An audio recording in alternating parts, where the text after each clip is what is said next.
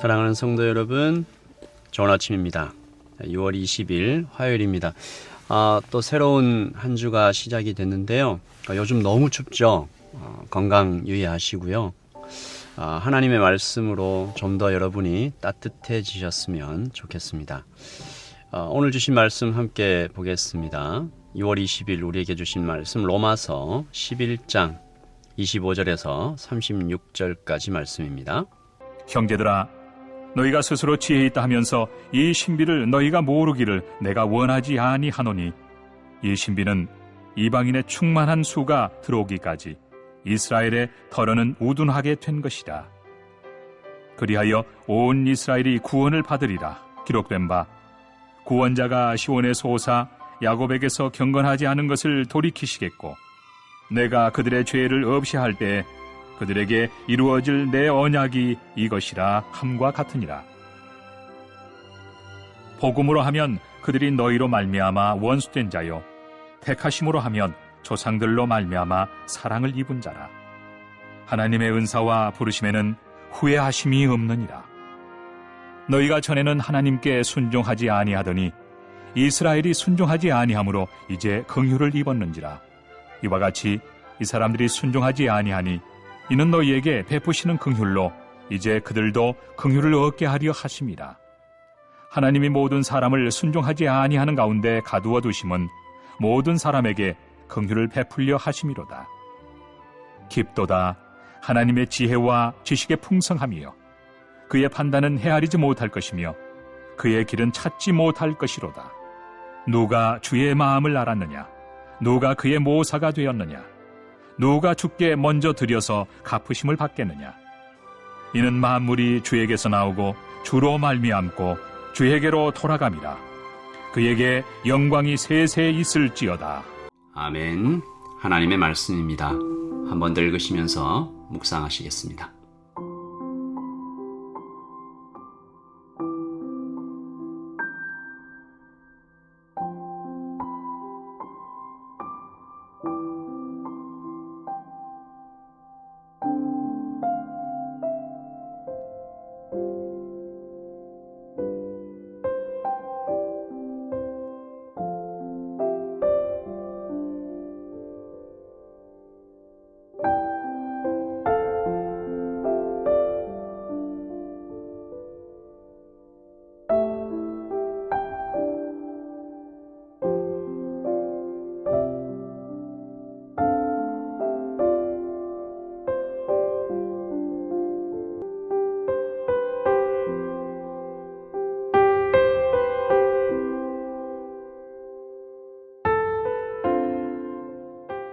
로마서의 말씀이 모두 다 그렇지만 한 절 한 절에 정말 너무 깊은 의미가 있어서 사실 이 아침 예배를 이 말씀을 묵상하면서도 이 어떤 말씀으로 이렇게 나눠야 될지 너무 좋은 말씀들이 많아가지고요.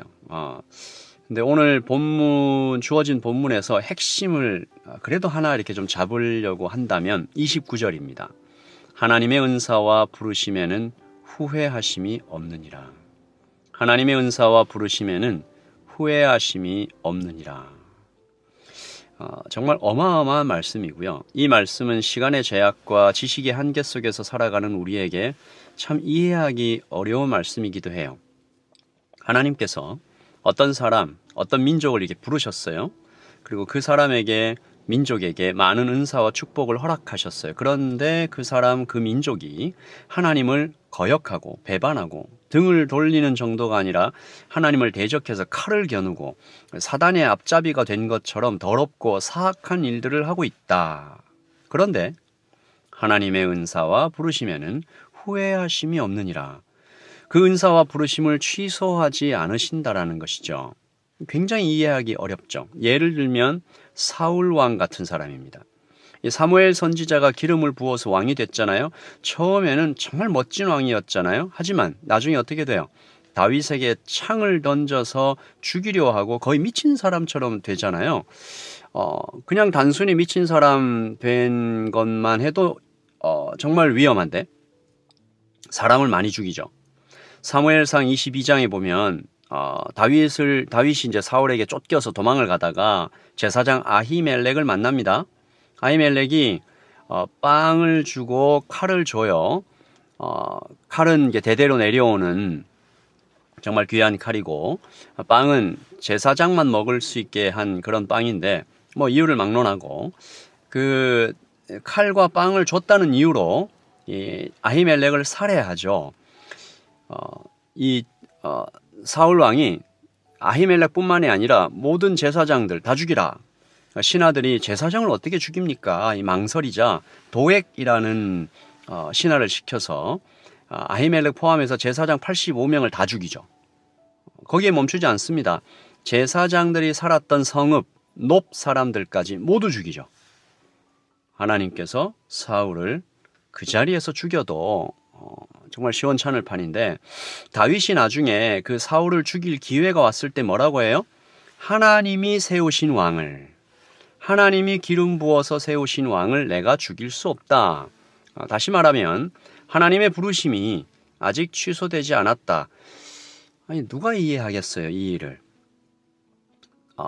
상식적으로, 합리적으로 사울을 죽여서 국가 전체의 피해를 막는 게 더 낫잖아요. 그러나 우리가 참 이해할 수 없는 이 진리, 하나님의 은사와 부르심에는 후회하심이 없느니라.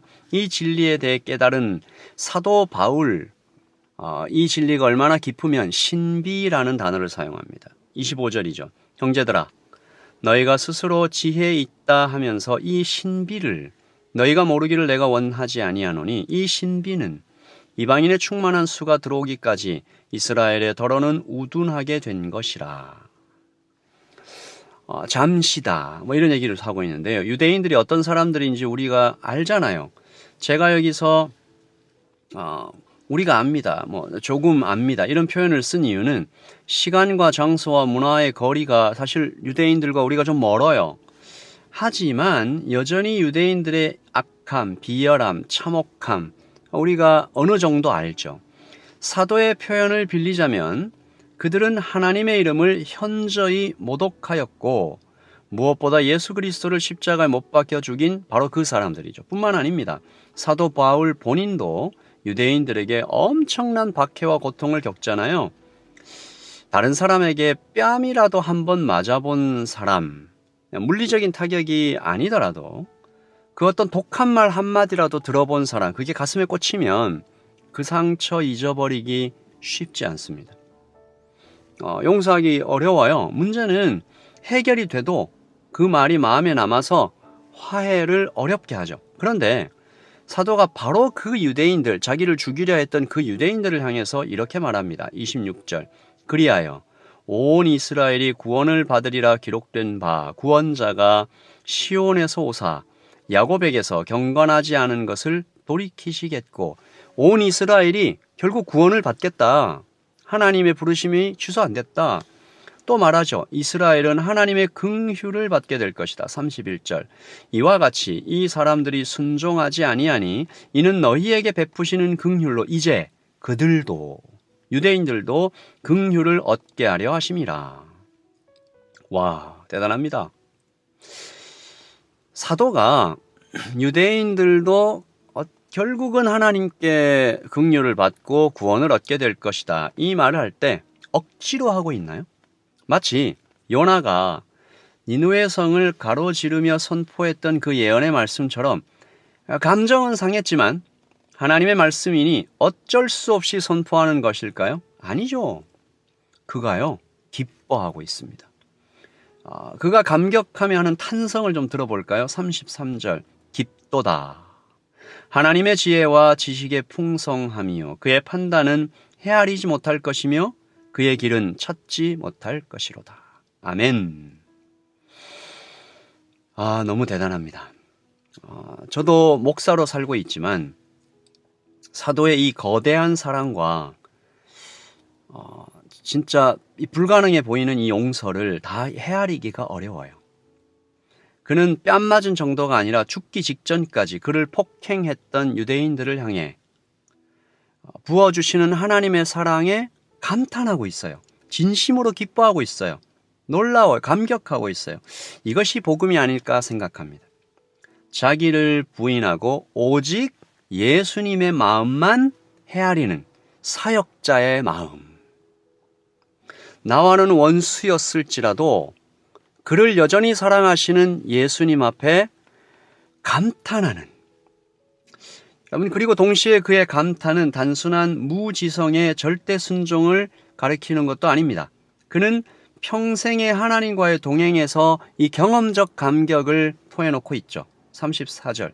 누가 주의 마음을 알았느냐? 누가 그의 모사가 되었느냐?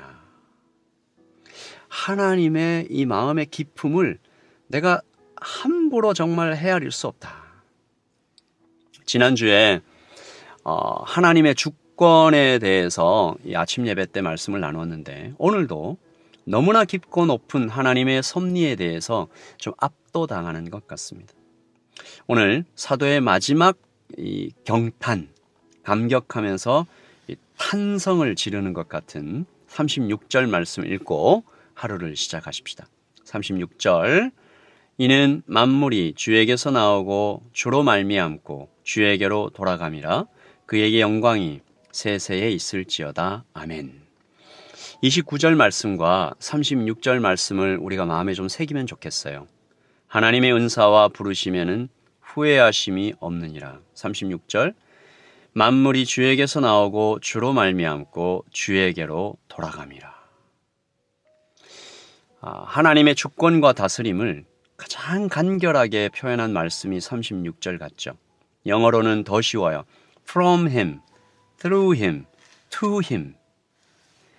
하나님으로부터 나오고 하나님을 통과해야 되고 하나님께 돌아간다. 오직 하나님께만 모든 영광이 있기를 원한다. 주의 이름만 오직 찬송을 받으시기를 원하는 사도 바울의 마음을 읽게 됩니다.